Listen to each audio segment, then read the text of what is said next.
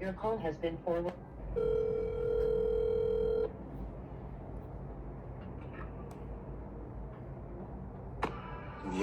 Yo, dude, what's up? Hi, you reached.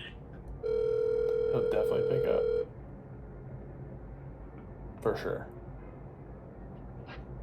What's up, dude? I'm trying to figure out what creates a quality friendship.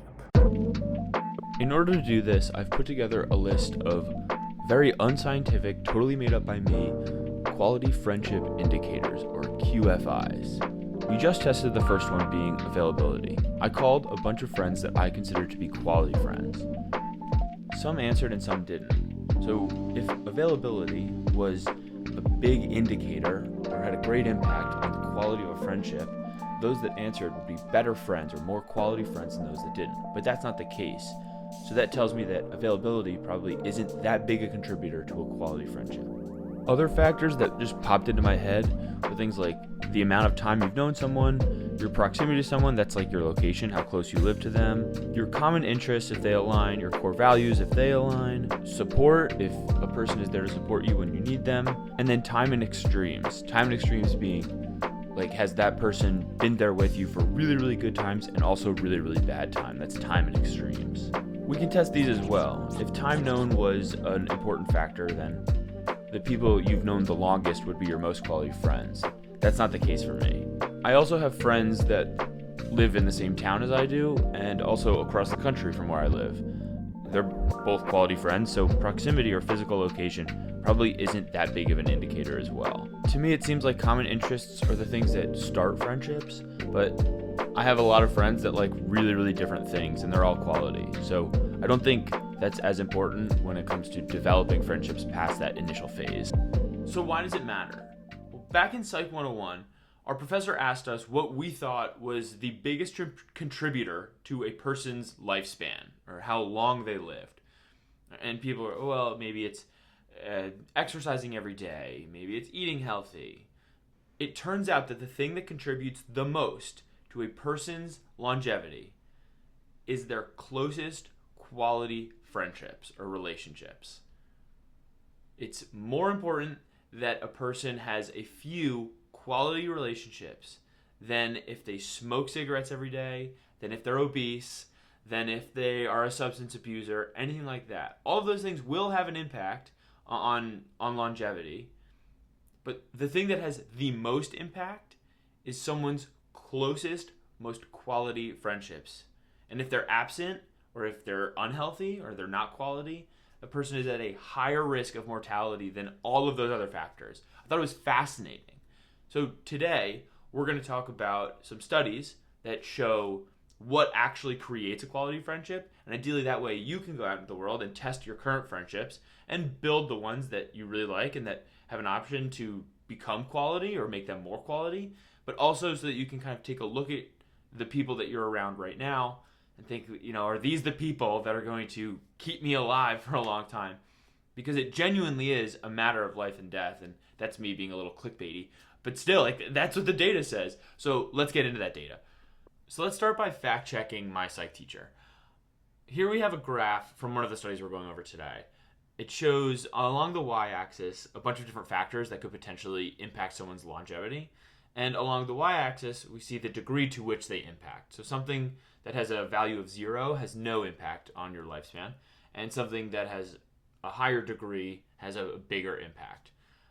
At the top here, you can see social relationships, high versus low social support, and social relationships, complex measures of social integration, have the highest impact on a person's longevity, kind of by a lot. You can see some of the other ones, right? Smoking fewer than 15 cigarettes daily, alcohol consumption, BMI, physical activity, all things that you'd kind of expect to impact longevity have less of an impact than social relationships.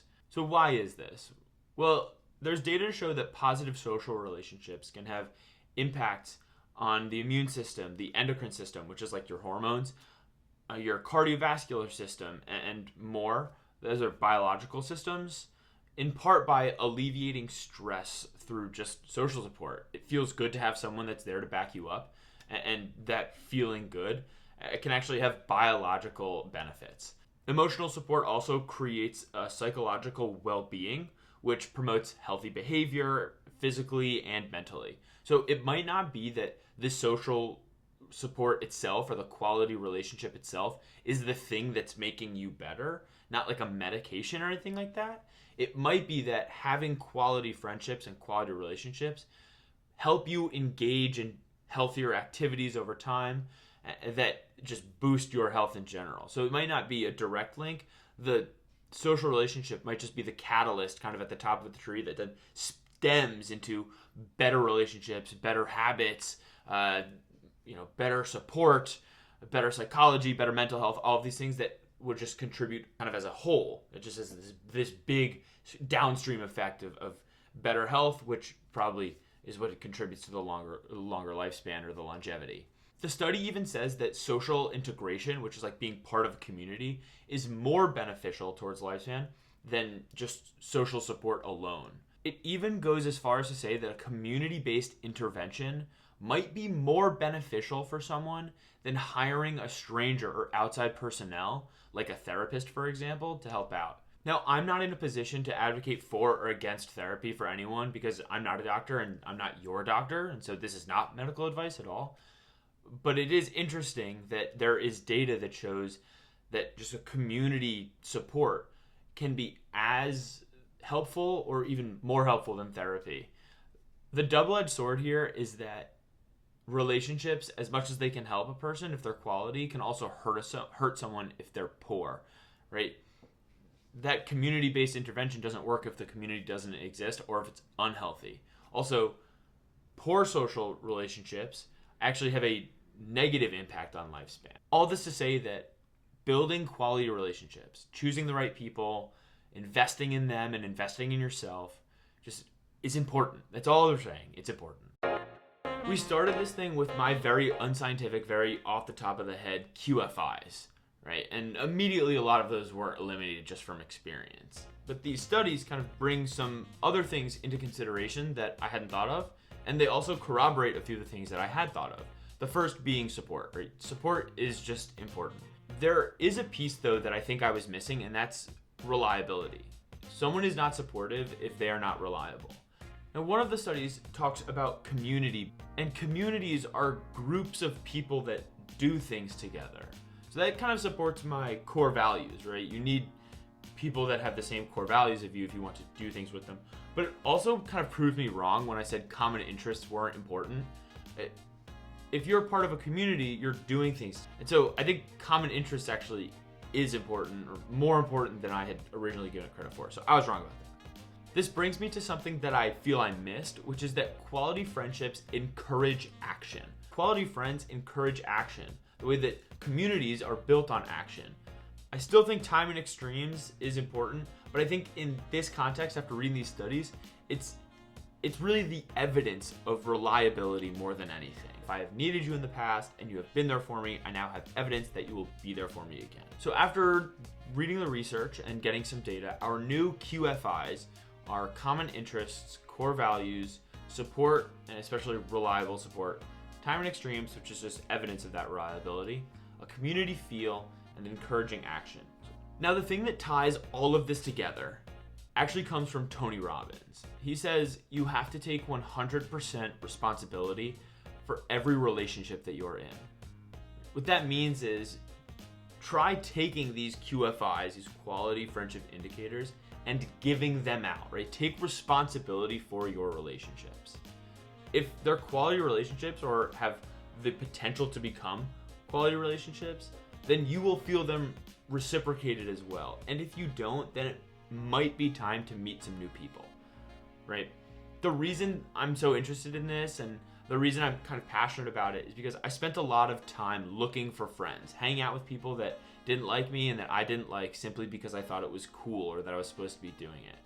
My life changed when I started just trying to be the type of person that I wanted around me. And I found I gravitated towards others that were quality and cared about me and wanted the same things that I want. And now I'm very, very lucky to have some really, really special people in my life that I truly consider quality friends. Send the text, hop on the phone, grab a call, plan something, organize something, go get a drink, it doesn't matter. But keep this in mind.